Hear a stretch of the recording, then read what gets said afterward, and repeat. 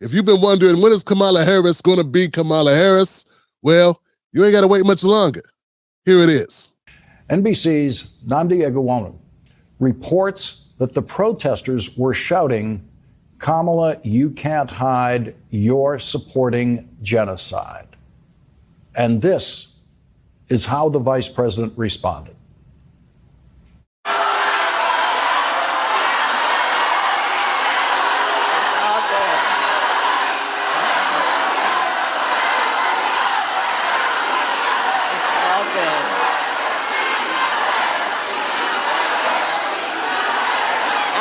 Because we believe in democracy. Everyone's voice matters, but I am speaking now.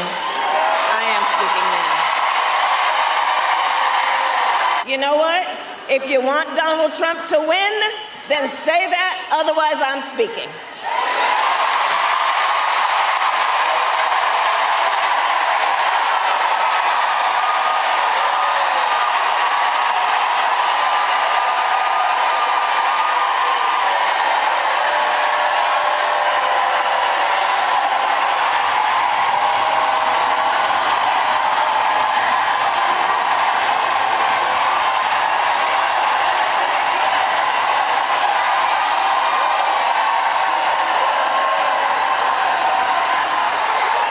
It looks like the people in the audience were very happy with the way Kamala responded to the chance of you can't hide, you committed genocide or something like that. Huh. See, here's the thing about it is, yeah, they are kind of doing that, aren't they? I mean, she is a part of an administration that is funding a genocide. It's amazing how many people in the audience don't give a damn. Because, you know, we got to fight for democracy. And Kamala's way of dealing with that is saying, hey, you want to help Trump. Nah, if they want to help Trump, maybe they'd be at a Trump rally. They're at a Democratic rally because they're not Republicans. Maybe they are Democrats and they're wondering why they should vote for you, or you're their last hope. You know, as a Democrat who runs on, well, used to run on peace, not so much anymore. What I'm finding as I'm looking at cable news media as they cover this, of course, the Republicans can't cover it because they would probably do the same thing, if not worse. Listen to the way Lawrence O'Donnell fawned over this Kamala Harris treatment of the protester.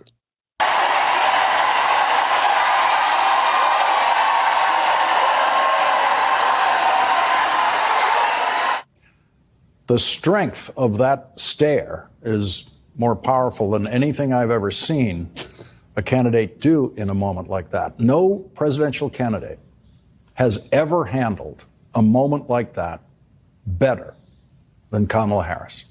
Interesting, because, you know, a lot of candidates do get heckled. I've seen it happen a number of times. Remember that time when Hillary Clinton got heckled? The black lady, the black sister approached her with the Black Lives Matter thing and brought up her history of super predator comments that she made in the 90s. Remember that? Got to lay down these markers. You got to build toward common sense gun reform, criminal justice reform, and all the like. So I think we've got we've got somebody saying here, we have to bring them apologize for mass incarceration. Okay, we'll talk about it. I'm not a super predator, Hillary Clinton. Okay, fine, we'll talk about it. Can you apologize to black people for mass incarceration? Well, can I talk? And then maybe you can listen to what I say. Okay, fine. Thank you very much. There's a lot of issues in this campaign. The very first speech that I gave back in April was about criminal justice reform and about predators. You're being rude. That's not appropriate. This is not appropriate. That's rude. Now, you want to hear the facts, you just want to talk. I know that you called black youth super predators in 1994. Please explain the record. Explain it to us. You owe black people an apology. Well, excuse us. That's an inappropriate thing. If you will give me a chance to talk, I'll approach your side. You know what? Nobody's ever asked me before. You're the first person to ask me, and I'm happy to address it, but you are the first person to ask me. Let's go. Okay, back to the issues. The issues. Hillary handled that badly. You know, she could have spoke to the issue just like Kamala could have spoke to the issue. But why would you do that? You know, maybe the protester wouldn't have been asking those questions if Kamala would have been taking questions.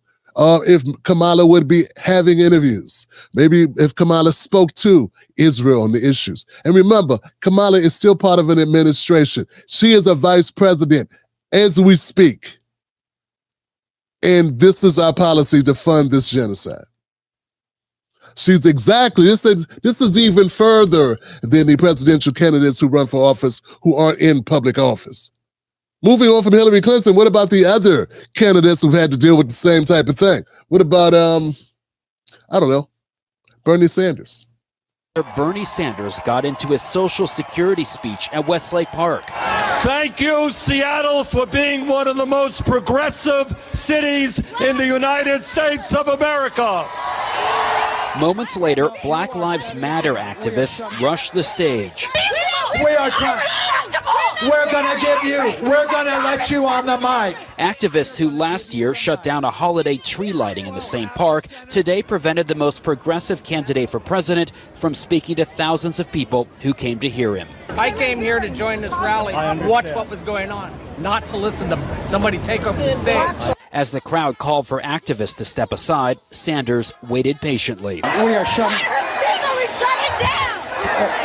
We will shut it down. After about 20 minutes, Sanders' wife, Jane, appeared to give the signal it was time to go. Soon after, they left the stage. It was just disrespectful. Well, I think it's unfortunate because, among other things, I wanted to talk about the issue of Black lives. But the fact that the American people are tired of seeing unarmed African Americans shot and killed. But there are other issues as well that we have to talk about. Yeah, I don't know if that was a better way to handle it. I think that Bernie should not have let them or allowed them to push him off the stage.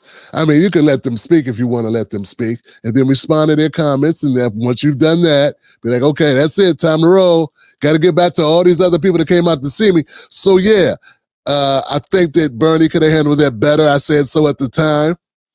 But still, you know, I think dismissive is not the way to go. Especially when you're trying to get votes.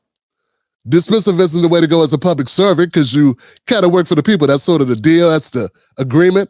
And then, you know, just as the optics of it, usually it wouldn't go over well. But since Kamala is up against Trump, I don't think they're going to say she did anything wrong no matter what she does. I truly believe she could probably shoot somebody in the middle of Pennsylvania Avenue, and they'd still vote for her. The liberals. You know what I'm saying? But Lawrence O'Donnell would use very strong language when he said that she did the best that he's ever heard. The best that's ever been done. What was his exact words again, guys? Hold on. Bear with me, guys. The strength of that stare is more powerful than anything I've ever seen a candidate do in a moment like that. No presidential candidate has ever handled a moment like that better than Kamala Harris. Yeah, he said it's the best he's ever seen it handled before. No one's ever... That's right. He said it was the best he's ever seen. No candidate's ever handled a protester moment, an outburst moment better than Kamala Harris. I can remember at least one politician that handled it better at least 2 times, all live, unscripted. And he even responded to the words instead of just giving them the stone face. That's so amazing. Remember John McCain, 2008? Lawrence, you remember John McCain, 2008. You've only been doing political reporting for the last 40 years. I'm sure you remember back 15 years ago. We're scared. We're scared of an Obama presidency, and I'll tell you why. I'm concerned about someone that cohorts with domestic terrorists such as Ayers. I have to tell you, he is a decent person and a person that you do not have to be scared as President of the United States. Now, look, I got to ask you a question. I I can't trust Obama. I have read about him, and he's an Arab. He is not. No? No, ma'am. He's a decent family man, citizen that I just happen to have disagreements with on fundamental issues, and that's what this campaign is all about. He's not. Thank you. Wow. Yes, look, our politics sure has changed, hasn't it? Yeah, Trump would have roasted her. No, he would have applauded her. He'd have said, maybe he is. It's possible he could be. I don't know. We should look into that. And Kamala would just have, I don't know what she would have done. Probably wouldn't have done anything. I don't think she would have defended at all the integrity of Donald Trump. Not in a million years, man. But I'm saying those people are interrupting the flow of the discourse. I mean, I think John McCain did an admirable job. But you know what happened in all these three instances? They all lost. Bernie lost, Hillary lost, and of course, John McCain lost. It was an opportunity I think Kamala had to address the genocide issue. It's right there. People can hear it. You haven't done questions. Like I said, you haven't done interviews. Maybe it's time to say something besides your stump speech. But if all you got to do is give people the evil eye and tilt your head, I mean, if that's all it takes is doing stereotypical like black faces or something, and that conveys strength, if that's the truth, all black people have really great jobs because we all can do that face. Hell, anybody can. That's all it takes. And you've given the best response ever in the history of responses. I need to start doing that more often. Maybe I'll try that with the cops next time. I'm speeding.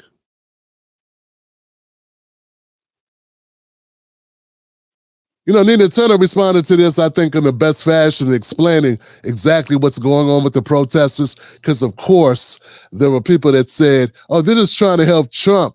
And, oh, my favorite, why don't they go to a Trump rally? Nina Turner said, hey, people are in a lot of pain. They want the death and destruction in Gaza to end. Death and destruction our government is funding. This response is inappropriate and lacks empathy. People do not want Trump to win. They want the genocide to end. She also went on later in a subsequent tweet to say, you know, Kamala Harris and Tim Walz are not on a victory tour. They're campaigning for votes. That's what they're doing. I think some of the supporters who are happy as hell bouncing off the walls in anticipation that this is a victory lap, they need to remember that it ain't November. Put in the comment section what you think about this video. Give me a 1 if you think that Kamala Harris handled this fine, and give me a 0 if you think she deserves a 0 for the way she handled the protesters. I'm Tim Black. Subscribe to this channel and cut on all notifications for more real content that doesn't pull punches.